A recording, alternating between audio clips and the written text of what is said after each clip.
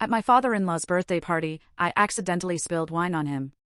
He punched me in the face, blood splattered the floor, and screamed, "Stupid maid. Wash my shirt." My husband glared at me, "Apologize, or get out."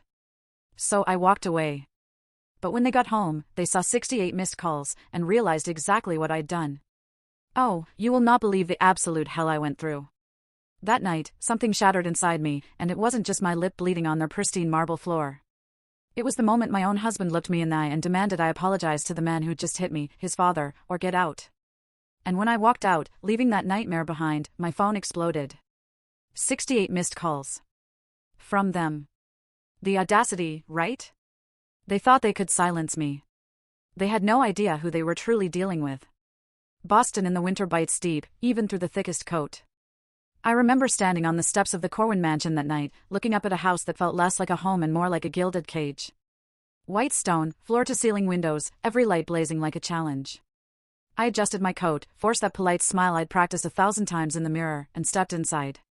This wasn't just my husband's family, it was his kingdom, and I was perpetually an unwelcome visitor. The warmth hit me first, then the low hum of classical music and the clinking of crystal. Polished laughter floated in the air. I saw them, Boston's upper crust, faces from society pages, but their eyes slid off me like I was made of air. 3 years of this, you know? 3 years of making myself small in rooms full of people who loved feeling big. My husband, Alaric, was already across the room, a perfect soldier by his father Dorian's side. They looked so alike, those two, tall, sharp, radiating that inherited confidence that comes from knowing the world bends to your will. He didn't even notice me at first. He rarely did. I made small talk, nodding along to stories about Aspen ski trips and private chefs, but my mind was elsewhere. 3 years of biting my tongue. 3 years of letting quiet jabs roll off my back. 3 years of convincing myself that if I just tried harder, if I just stayed calm, they'd finally accept me. Tonight, I told myself, had to be different. It just had to be. Dinner was a performance at that long mahogany table. I kept my head down, smiled on cue, even laughed softly at jokes that weren't funny. God, I tried. And then, it happened. So fast. I was carrying a glass of red wine, trying to pass a plate behind Dorian. My heel caught on the rug, just a tiny snag. A moment, a slip, and the wine splashed across his pristine white shirt. The room went silent. Not a comforting silence, but the kind that strangles you. Dorian turned, slowly, his face twisting with pure disgust. Before I could even open my mouth, his fist connected with my cheek. Hard. The shock came first, then the searing pain, then the warm rush of blood filling my mouth. I stumbled back, hand flying to my face, the metallic taste of copper spreading. "You stupid maid." His voice boomed, rattling the crystal. "Wash my damn shirt." I couldn't move. I just stood there, staring at him, while 50 people watched like it was theater. Some looked away. Some smirked. Not a single soul said a word. I turned to Alaric, my husband. The man I thought would protect me. He didn't rush to me. He didn't look horrified. He just stood there, his face cold, unreadable. "Apologize to my father," he said, his voice even, like a gavel striking. "Or, get out." Something inside me cracked right then, and it wasn't from the pain. It was the betrayal. The man I married, the man I thought would choose me, had just picked his father over his wife without a flicker of hesitation. I tasted the blood again, felt it drip slowly onto the polished marble floor, and suddenly, I couldn't stay there another second. There was a silk napkin on the table. I picked it up, wiped my mouth carefully, and straightened my back. I didn't cry. I didn't plead. I didn't apologize. I just turned and walked out. Each step echoed against the marble, a defiant farewell. I'm done. The cold night hit me like a slap. My car was parked at the end of the long driveway, its windshield already frosted. I slid inside, hands trembling on the steering wheel. For a moment, I just sat there, breathing, tasting blood and humiliation. The drive back to my apartment was a blur, snowflakes, city lights bleeding together, the scene replaying on a loop. By the time I got home, my phone was buzzing nonstop. 68 missed calls. Alaric, Dorian, back to back. I didn't answer a single one. But when I finally opened one of the texts, my hands went cold. I sat on the edge of my bed, the same spot I always fell into after long days, but this wasn't just another long day. My apartment felt smaller than usual, its soft light unable to push away the shadows that had crept in with me. The Corwin mansion still clung to me, its glitter, its judgment, the sting of its polished cruelty. Here, my little two-bedroom was supposed to be a safe harbor. But even home can feel hostile when your phone won't stop buzzing. I picked it up again, though I'd promised myself I wouldn't. 68 calls, dozens of unread texts. It wasn't just persistence, it was pressure. I scrolled slowly, each notification hitting me like a pulse I didn't want to feel. Pick up. Let's talk. That was Alaric. You embarrassed my family. Dorian. Calliope, don't make this worse than it already is. Alaric again. You'll regret it if you talk. Dorian. The words blurred after a while, apologies disguised as orders, warnings dressed as concern.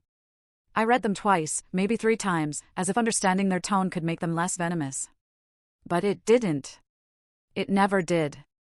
Then I saw it. A voicemail. Tucked between the waves of missed calls. My thumb hovered. Part of me wanted to delete it, to pretend it didn't exist. But I pressed play. Calliope. Dorian's voice came through, smooth, controlled, the same way he'd talk to a contractor or a waiter he wanted to intimidate without raising his voice. Accidents happen. But if you try to make this into something bigger, I'll make sure you regret it. I have the best lawyers in Boston.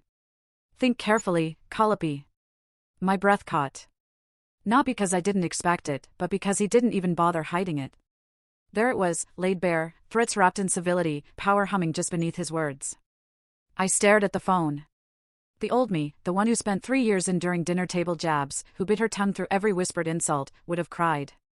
Would have called Alaric. Would have tried to explain herself, to make it right, to shrink smaller and hope they'd forget about me. But I didn't do that. Instead, I leaned back against the headboard and let my mind drift somewhere else, to my mother. It had been years since I lost her, but sometimes her voice came back like a faint melody I couldn't unhear. Never let them see you break, she used to say, when I'd come home from school, tears hidden badly behind a practiced smile. People like that, they feed on it. I closed my eyes, gripping the phone tighter. What would she say if she saw me tonight? Bleeding on that marble floor while everyone just watched? I remembered another dinner, months ago, when Dorian told the table I was lucky to be married into the family, considering where I came from. And Alaric hadn't said a word. He just kept eating. Like swallowing his father's cruelty was easier than defending his wife. That memory had been buried deep. Tonight, it clawed its way back. I pushed myself up and walked to the small desk by the window. It was cluttered, old bills, unopened mail, a half-burned candle. And beneath it, hidden under a stack of takeout menus, was a notebook. I hadn't touched it in a long time. It started as a diary, but somewhere along the way, it became something else. A ledger. A record of every slight, every insult Dorian had ever thrown my way. At first, I didn't even know why I kept it. Maybe for my sanity. Maybe because some part of me knew this day would come. I flipped through the pages slowly, dinner comments, phone calls, the time he joked about having me sign a prenup after we were already married. My handwriting was shaky at first, then sharper, more deliberate. This wasn't just therapy. This was evidence. The phone buzzed again on the bed. I didn't move to get it. Instead, I walked to the kitchen, poured myself a glass of water, and stared at the napkin I'd taken from the party. It was still stained, a deep, ugly red against the pale silk. I held it in my hands for a long time. A stupid piece of fabric, but it felt like a turning point, a reminder that I couldn't keep being the woman who swallowed her pain in silence. This ends soon, I whispered to no one. The words barely audible, but real enough to make my chest tighten. I turned off my phone. No more buzzing, no more voices. Just silence. But it wasn't peace. It was the kind of silence before a storm. And I had no idea just how far they'd go to keep me quiet. And when I found out, something inside me finally snapped. Morning light crept through the blinds, thin and pale, like it didn't want to wake me. Not that I'd really slept. I lay there for hours, staring at the ceiling, listening to the city waking up beyond my window, delivery trucks, distant voices. The world moved on as if nothing had happened, as if I hadn't been bleeding on polished marble while a room full of people watched like it was entertainment. My phone buzzed again on the nightstand. I didn't even look. The rhythm of those vibrations had become its own kind of torture. Alaric's name, sometimes Dorian. I didn't need to see the words to know the tone. I'd heard it all before. Instead, I got up. My body felt heavy, like it belonged to someone else, but I moved anyway. In the kitchen, I poured stale coffee from yesterday into a mug and heated it. The silence in my apartment felt safer than their voices, but it was only skin deep. I opened my laptop, more out of habit than purpose. I wanted to distract myself, maybe catch up on work, bury myself in something that didn't involve the Corwins. But the first thing I saw wasn't my inbox. It was an email. Per Mr. Corwin, your silence is expected. Any attempt to escalate this incident will result in consequences for you and your marriage. It was from his assistant, not even him. He didn't need to get his hands dirty when someone else could do it for him. I stared at it for a long time, reading it over and over like maybe it would change, but it didn't. My stomach twisted. It wasn't just about what he'd done at that party. It was about control. Keeping me in my place, making sure I stayed quiet, invisible, compliant. And Alaric? Alaric knew. I thought of him, standing there, stone-faced, while his father called me a stupid maid. He told me to apologize. Apologize, like I was the one who crossed the line. Like my blood on their floor was an inconvenience for him. My hands trembled on the keyboard, but not from fear. Not entirely. It was something deeper, something that had been building for a long, long time. I closed my eyes, and a different memory came back, uninvited. A dinner months ago, an upscale restaurant in the city, one of Dorian's favorites, the kind where you can smell the money in the air. I remembered the way the candlelight reflected off Dorian's cufflinks as he sat across from me, watching like a hawk, while Alaric slid a folded document across the table. Just legal housekeeping, Alaric had said, his voice casual, like he was asking me to sign for a package. I'd looked at him, confused. What is this? A prenuptial amendment, he'd explained. Nothing major, just clarifying some things. It's for everyone's protection. Everyone, he meant his family, not me. I'd felt the weight of Dorian's gaze pressing down on me. He didn't say a word, but his smirk said everything. I wasn't his daughter-in-law. I was an outsider, being reminded of my place. And I signed it. I hated remembering that. Hated knowing how small I'd made myself. How desperate I was to keep Alaric from slipping away. I thought compliance would buy me safety. I thought playing along would make me part of them. All it did was hand them the tools to destroy me. The anger hit me then, sharp and clean. I walked back to my desk, the same one where I'd found the notebook last night. I pulled it out again, flipping past the messy entries of insults and dinners gone wrong. This time, I turned to a blank page. Document everything, I wrote at the top. My handwriting was steady now. Names, dates, words. It felt like reclaiming a piece of myself. Then I reached for the small drawer on the side of the desk. Inside was a USB drive, tucked away under years of forgotten receipts. I'd labeled it, in case. It was a habit from my old life, before the Corwins. A way to protect myself when I felt the ground beneath me might give out. I held it in my palm for a long time, feeling its weight. If they wanted silence, they picked the wrong woman. But first, I needed to confront the one person I thought I could still trust. It took me nearly an hour to draft the text. Every version sounded either too angry or too desperate, but eventually I sent it, meet me. No Dorian, no excuses. His reply came quickly, almost too quickly, where? That told me everything. He wasn't coming to apologize. He was coming to control the narrative. I chose a coffee shop in Cambridge, neutral ground. Somewhere he couldn't raise his voice without attracting attention. When I got there, the smell of roasted beans and old wood hit me like a wall. It was quiet for a Saturday morning, the kind of place where people came to work in silence, laptops glowing between half-drunk cappuccinos. I picked a table by the window and sat with my back straight, my fingers wrapped around a mug I hadn't touched. He walked in 10 minutes later, still in one of his tailored suits, though his tie was loose, as if that made him more approachable. For a second, I almost forgot why we were here. Almost. Calliope, he said, like it was some kind of olive branch. Alaric. I didn't offer a smile. I didn't stand. He sat across from me, folding his hands on the table like a man preparing for cross-examination. It struck me then, he wasn't here as my husband. He was here as Dorian Corwin's son. Let's talk, he said. I leaned forward. Why didn't you do anything? He hit me, Alaric. In front of everyone. And you just stood there. His gaze darted to the table, to the window, anywhere but me. It was an accident. He was drunk. You know how my dad gets when he drinks. Something inside me splintered. An accident? Are you kidding me? He called me a stupid maid, Alaric. That wasn't just his hand. That was everything he thinks of me in one moment. He sighed like I was being difficult. You're making this bigger than it needs to be. If I just what? My voice came out sharper than I intended, but I didn't care. If I just smile and pretend it didn't happen? If I just let your father humiliate me whenever he wants? That got his attention. He finally looked at me, and in his eyes, I saw it. Not guilt. Not remorse. Fear. You don't understand, he said, his voice low. My dad controls everything, the trust, the business, even parts of my career. If you push him, we both lose everything. The words echoed in my head, we both lose everything. That was what this was really about. Not my dignity, not my safety, his career, his money, his father's approval. Would you let anyone hit your sister and get away with it?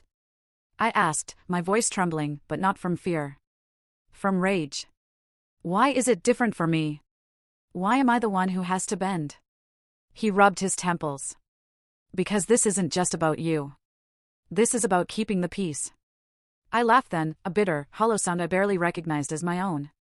Keeping the peace? You mean keeping your father happy? His expression hardened. If you love me, you'll make peace with him. Apologize and we can move forward. Apologize. For a moment, I couldn't breathe. It was like all the air had been sucked out of the room. He reached for my hand, but I pulled back. That was it. The last cord between us snapped, quiet but final. I stood up. My chair scraped against the floor, loud in the otherwise silent room. He started to say my name, but I didn't let him finish. If staying married to you means surrendering to him, I said, my voice steady, then I'll lose everything before I lose myself. I walked out without looking back, the winter air burning my face as I stepped outside. And that's when I decided, if Alaric wouldn't fight for me, I'd fight for myself. But I needed allies. And I knew exactly where to find them. By the time I made it back to my apartment, the winter sky had darkened into that hollow gray that always seemed to hang over Boston. The place smelled faintly of stale coffee and loneliness. I dropped my bag by the door and sat on the edge of my couch, staring at the blinking light on my phone. More messages, more voicemails, more chains. I couldn't bring myself to press play. I leaned back and closed my eyes, letting the silence swallow me. But it wasn't silent. Not really. It was filled with echoes. Don't let anyone convince you silence is the same as peace.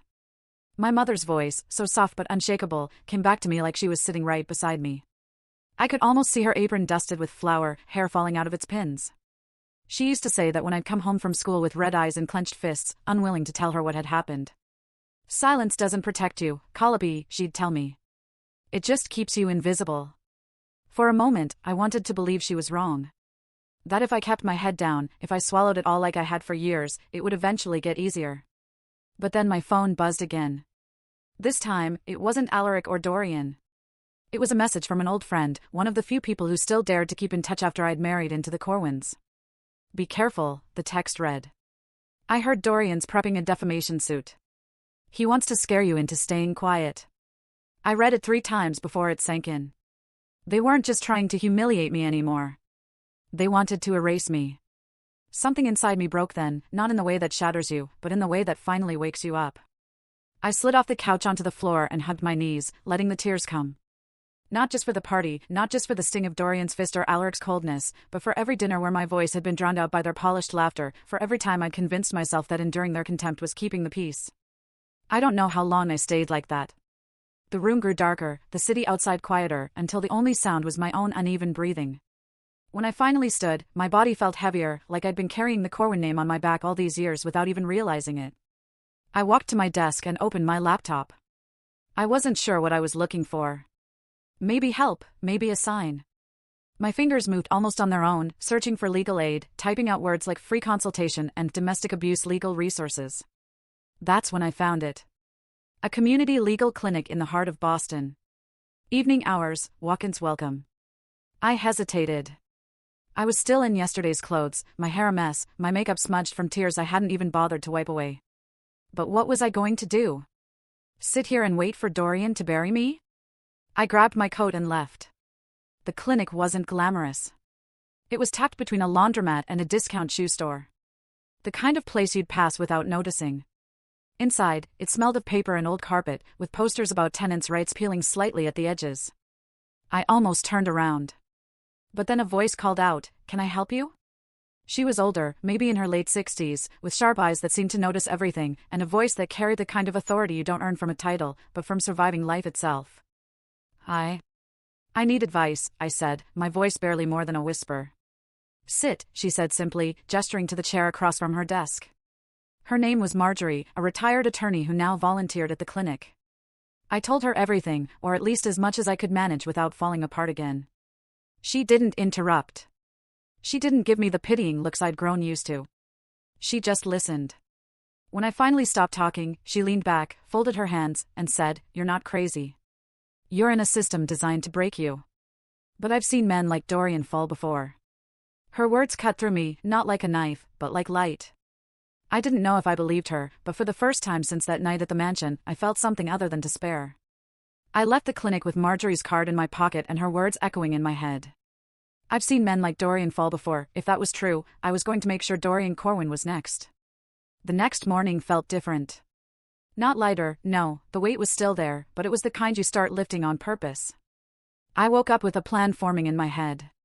One shaky, but real, step at a time. I made myself breakfast, an actual meal, not the stale crackers I'd been surviving on. 2 scrambled eggs, toast, and coffee that wasn't reheated from the day before. It wasn't much, but it felt like reclaiming something. By mid-morning, I was back at the legal clinic. Marjorie was already there, sifting through papers behind her desk like a woman who hadn't really retired. She looked up when I walked in, her sharp eyes softening for a second before snapping back to their usual steel. "You came back," she said, as though she'd been expecting me. "I can't do this alone," I admitted, sliding into the chair across from her. "No one can," she replied simply. "Let's talk options." We spent the next hour going over what needed to be done, filing for a restraining order, documenting every single incident of abuse, even the ones I'd tried to convince myself weren't bad enough to matter. She kept telling me, patterns matter more than single events. "You've been in a system of control, Calliope. The more we can prove it, the harder it is for him to spin this." Then she leaned back, crossed her arms, and said something that caught me off guard. "You should know this isn't my first time dealing with Dorian Corwin." I blinked. "What do you mean?" "Years ago, I represented one of his employees, a man who stood up to him after being harassed at work. Dorian blacklisted him, ruined his career. We lost the case because Dorian buried us in legal maneuvering, but," she tapped her desk, a small smirk forming. "I still have the documentation. Old records, letters, evidence of how far he'll go when he thinks someone's a threat." My pulse quickened. "You kept it?" Marjorie nodded. "I don't throw away things that might be useful later. And Dorian Corwin always leaves a trail." For the first time, it felt like we weren't just playing defense. After leaving the clinic, I headed to the public library. I don't know what I expected to find. Maybe nothing.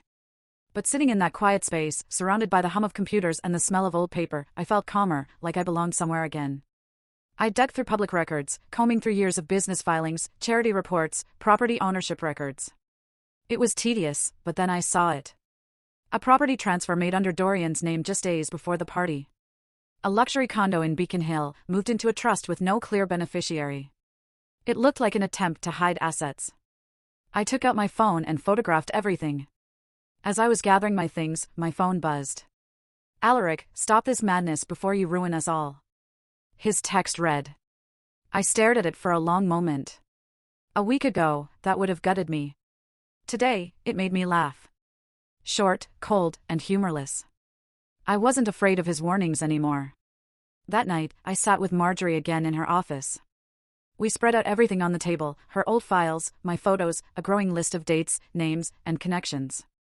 "When you fight someone like Dorian," she said, sliding her glasses down to meet my eyes, "you don't aim to win the first round. You aim to end the war." Her words echoed in my head long after I left. For the first time since all of this began, I felt the ground shift beneath me. Not because I was falling, but because I'd planted my feet. I wasn't just protecting myself anymore. I was building something bigger. A case. A weapon. And for the first time in weeks, I wasn't the prey. I was the hunter. But I didn't realize Dorian had already set his trap for me. The pounding on my door came before sunrise. At first, I thought it was a neighbor. Maybe a delivery left at the wrong apartment. But when I opened it, a man in a heavy overcoat stood there with an envelope in hand. His voice clipped and practiced. "Are you Calliope Corwin?" The way he said it made my stomach twist. "Yes. You've been served." He pressed the envelope into my hands, turned, and left before I could form words. I stood in the doorway barefoot, the cold air from the hall creeping in as I stared at the papers like they might burn me. Defamation, restraining order. My knees nearly gave out as I sat on the couch and flipped through page after page of legal jargon. The words didn't feel real. Unstable, vindictive, posing a threat to the Corwin family's reputation, they'd painted me like a deranged stranger, not a wife, not a daughter-in-law, not a human being. The restraining order made it worse. I wasn't allowed near Dorian. I wasn't allowed at any family properties. And I certainly wasn't welcome at any Corwin-related events. They'd carved me out of the family like I was a stain they could scrub off. My fingers shook as I grabbed my phone and dialed Alaric. He answered after the second ring, his voice flat. "You brought this on yourself," he said before I could speak. "He warned you, Calliope. I told you to let this go. Alaric, your father hit me. He humiliated me in front of everyone, and now he's trying to destroy me in court. And you?" My voice broke, but not from tears. From disbelief. "You're fine with this?" There was a pause, then that same quiet, clipped tone. "I can't get between you and my father. You've made your choices. Now live with them." He hung up. I stared at the phone like it might explain how the man I married could sound so much like a stranger. The papers blurred as I tried to reread them. It wasn't just a lawsuit. It was a character assassination. They'd gone for my credibility, my sanity, my entire sense of self. It felt like every whisper I'd endured at their dinner table had been turned into evidence. Emotional instability, disruptive behavior, vindictive personality, I wanted to rip it all up. I wanted to scream. But instead, I grabbed my keys and drove to Marjorie. She didn't need me to explain. One look at me holding those papers and she ushered me into her office, her eyes blazing. "Let me guess," she said, flipping through the stack. "They're trying to make you look like the problem.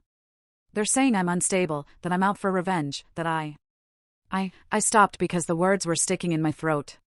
Marjorie's mouth pressed into a thin line as she reached for a folder on her desk. "Calliope, I need you to brace yourself." I pulled some strings and found out how they're backing this up. I nodded, though I already felt the weight of what was coming. "They bribed one of the former housekeepers," she said, finally. "Paid her to testify that you've had violent outbursts, that you've threatened Dorian before." For a moment, I couldn't speak. The room tilted and I had to grip the edge of the chair to ground myself. "They're building a case to make you look dangerous," Marjorie said softly. "It's ugly, but this is what men like Dorian do when they're scared." I let out a bitter laugh. "So, he gets to hit me, destroy my name, and walk away like the victim?" Marjorie leaned forward. "That's what he thinks. But Calliope, listen to me. People like him don't do this unless they feel threatened. You're getting to him. That means you keep going." Her words should have comforted me, but I felt hollow. The idea of standing in a courtroom while they dragged my name through the mud made me want to disappear. For one wild moment, I considered packing a bag, leaving Boston, and never looking back. No one would blame me for running. No one would even notice I was gone. But then I saw my reflection in Marjorie's office window. Tired, battered, but still there. Still me. "If they're willing to bury me like this," I said quietly, "then they know I can hurt them." Marjorie gave a small, fierce nod. "Exactly. And now we show them they picked the wrong woman." I walked out of that office with my hands still trembling.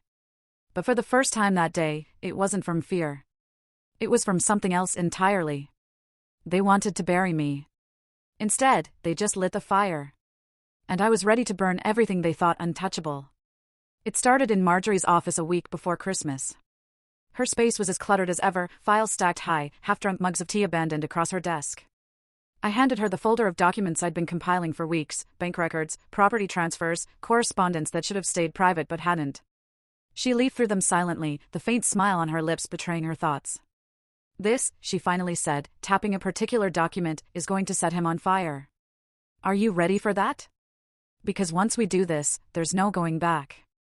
I'd been asked that question before, by myself, in the quiet of my apartment, every night since Dorian served me those papers. And every time, my answer became clearer. There's nothing left to go back to, I said. Marjorie's eyes softened for a moment. Then let's scorch the earth. We mapped it out carefully. No impulsive moves, no emotional outbursts. I had one shot to hit him where it hurt, his image. Dorian lived for his reputation in Boston's elite circles. Destroying it would be the one wound he couldn't stitch up with money.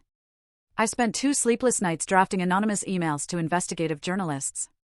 Each one contained the files, proof of his fraudulent property transfers, whispers of money laundering hidden under layers of corporate jargon. I scheduled them to go live at exactly 8 a.m. on Christmas Eve, during his charity gala. The symbolism wasn't lost on me. He'd planned a night of polished speeches and cameras catching him play the benevolent tycoon. Instead, I'd turn it into the night his empire cracked, in front of everyone who mattered to him. On the evening of the gala, I stood in front of my mirror longer than I'd care to admit. I chose a simple black dress, nothing flashy, but sharp enough to make them notice. It wasn't about beauty. It was about reclaiming the dignity they'd stripped from me. The ballroom was everything I expected. Glittering chandeliers, white draped tables, and the scent of wealth and old money perfuming the air. I hadn't been invited, but no one stopped me. The Corwins had always been good at pretending. Alaric found me before I even reached the center of the room. He looked paler than I'd ever seen him. "What are you doing here?" he hissed, grabbing my arm. I pulled away calmly. "Watching the show." His jaw clenched. "Calliope, this isn't the way." "It's the only way." I didn't wait for his response. Across the room, Dorian stood at the podium, radiating smug confidence as he thanked donors for helping the less fortunate. His voice boomed over the microphone, and I wondered if anyone else could hear the rot beneath those words. Then it happened. At 8:03 p.m., his phone lit up. Then another. And another.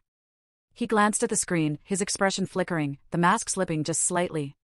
Around the room, other phones began buzzing as the news broke. Real estate mogul Dorian Corwin under federal investigation for fraud and property laundering. The room erupted, whispers like wildfire, heads turning, fingers pointing.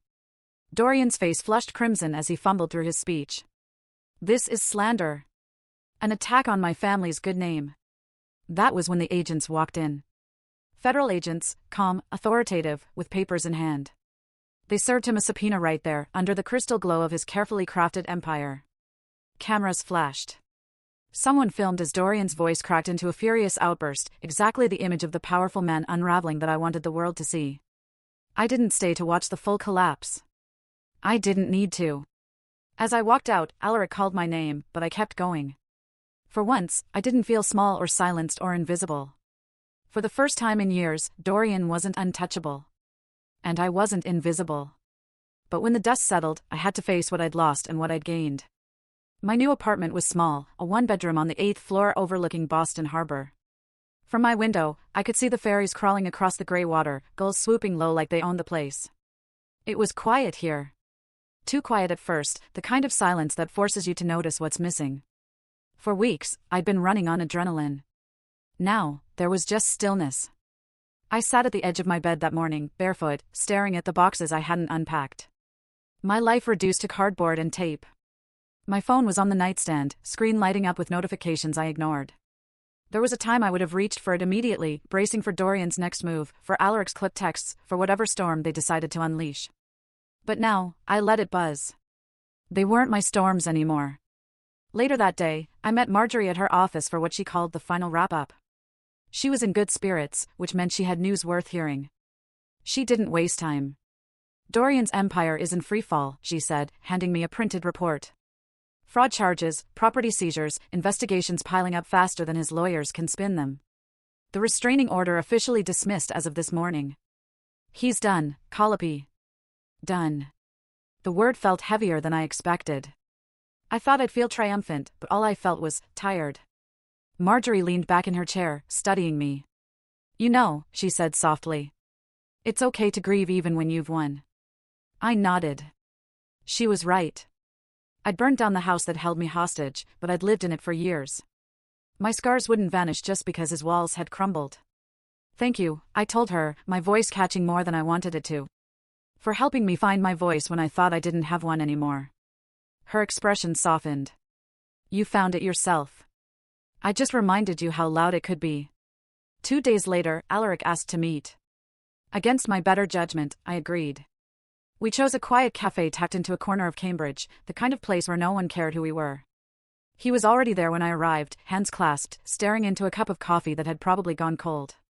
He looked smaller somehow, like the weight of his family's disgrace had finally settled on him. "Calliope," he said as I sat down. "I'm sorry." I let the words hang between us, waiting. "I was scared," he continued, voice low, "scared of losing everything. My career, my family. I convinced myself staying silent was protecting us. I see now how wrong that was. I wanted to believe him. Part of me still ached for the man I thought he was. But then I remembered the night in the ballroom. Blood on my lip, his voice telling me to apologize to the man who hit me. He reached for my hand. "Can we rebuild? Start over?" I pulled back gently, shaking my head. "I'm done rebuilding things that were never safe for me in the first place." His face crumpled, but I didn't stay to comfort him. I stood, left a few dollars on the table, and walked out. On my way home, I stopped by the harbor. The wind was sharp, cutting through my coat. But I stayed there for a long time, watching the water. I remembered how small I once felt in Dorian's world. How hard I tried to fit into a space that was never meant for me. I don't need that world anymore. That night, back in my apartment, I sent Marjorie a text. "Thank you for helping me burn it all down. Now I can finally build something new." I set the phone down, curled up by the window, and breathed in the salt air. The ashes of their empire weren't my burden anymore. They were my freedom.